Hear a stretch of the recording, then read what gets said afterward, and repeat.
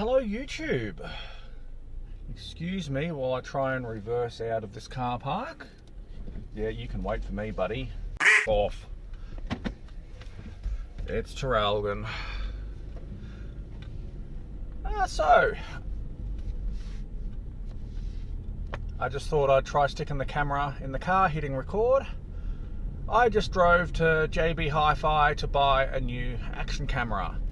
And no, it is not anything as exciting as a new GoPro. I bought the cheapest one I could find. $98.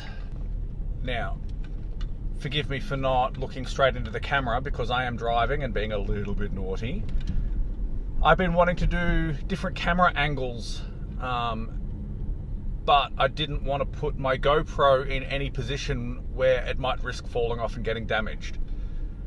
So I went and bought a bargain basement action camera in the hopes that the image quality won't be completely rubbish. I don't need to worry about audio quality, as for a while I've been recording that separately on my phone. What? That's not a car park, you idiot. Wow. Sure. Welcome to Australia. Yeah, basically it's one of those cameras that sits in one of those rattly old plastic so-called waterproof, shockproof cases. I'm hoping that the picture quality is decent. I mean, I started doing my motorized bike videos with a $40 eBay action camera that was decent. It had decent audio, it had decent video. I'm hoping that this one will at least be the same. It claims to be a 4K 1080p camera, but I've bought a camera like that before off of eBay, of course, and the image quality wasn't even 16:9 ratio. It was 4:3, and it was a 640x480 camera. And it's like, how do you get 1080 out of that? It wouldn't even scale up. So yeah, basically I have a store guarantee. If I take the camera out and it is rubbish video, then I'll take it back for a refund. So I will do an unboxing video on this one. Hopefully we'll be able to get it charged and we'll see how it goes. Alright, I'm going to stop it here because I can get in trouble for being on my phone while I'm driving, so let's cut to inside. Okay, we are in from the car. Impressive bag for such a small box.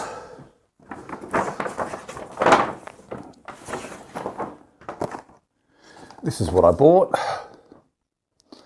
This Vivitar, apparently 4K action camera with built-in Wi-Fi. And I also bought a couple of extra GoPro sticky mounts. Right, okay.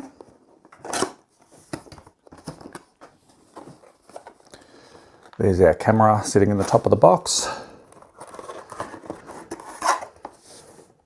Okay, and apparently it comes with a 64 gigabyte memory card pre-installed inside camera. So let's see how we go about. Nice and easy to open the case. Shloop.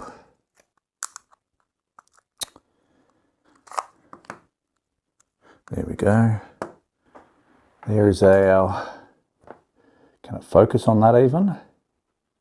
That does say 64. All right, let's pop that back in. It does come with removable batteries, which is a feature that not even the GoPro has. Let's see if we've got any residual power. Where's our on button? At the top here.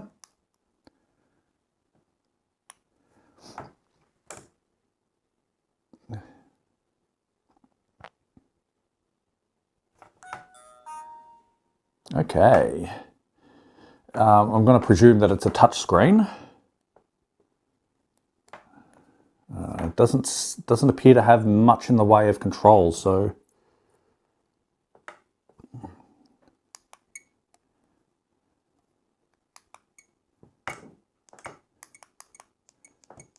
okay, so it's the Wi-Fi button on the side to scroll through the menu.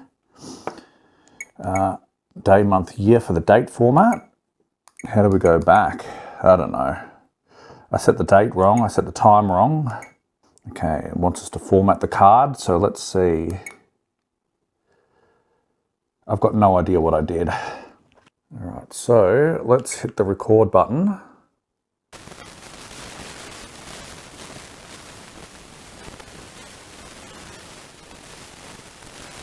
So far, so good. I'm going to take the camera with me here.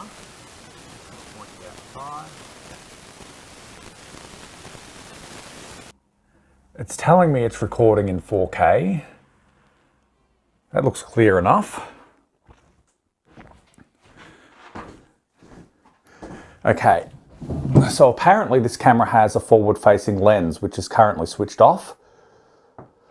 So, how do I stop recording? I actually don't know. Hold it down maybe?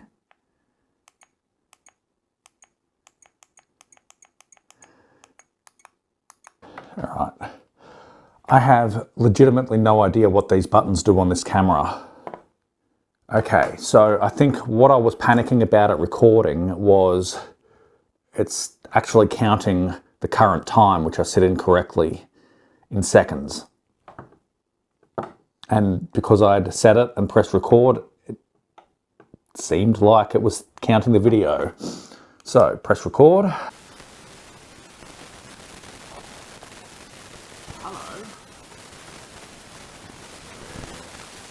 Okay, so what we might do is continue with the unboxing. How do we turn the power off? Hold the button down. All right, now, I suppose I won't see until I plug it into the computer what the quality's really like, but let's crack on with the box. Just for now, I've left the protective films on. Incidentally, there's not one over the lens. Okay, and that looks like a fairly standard GoPro sized mount too, which I can work with. All right, getting into the rest of the box. We have our accessory pack.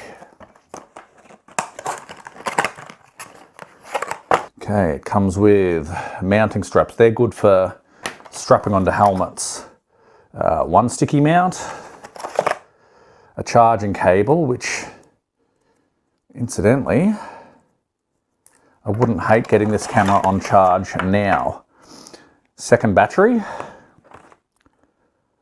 double-sided sticky mount, Velcro strap. I hope that's not what they're considering to be the handlebar mount, because that's half the reason I bought it. We have a tripod, which is one of these bendy styles, which that's actually brilliant, because the amount of times I've needed a weird angle and haven't been able to do it, I'm probably more excited by this tripod than any other accessory. So this is a standard mount, as in without the case. I would probably use that more for just recording. I will never, ever use that. That's just a floating camera mount, but I don't go in water. Okay. Aha, this is what I was looking for, the handlebar mount. I wanted this one because I wouldn't hate to have a camera that I can stick on the bars and point towards me while I'm riding, because that's what real moto vloggers do, I guess.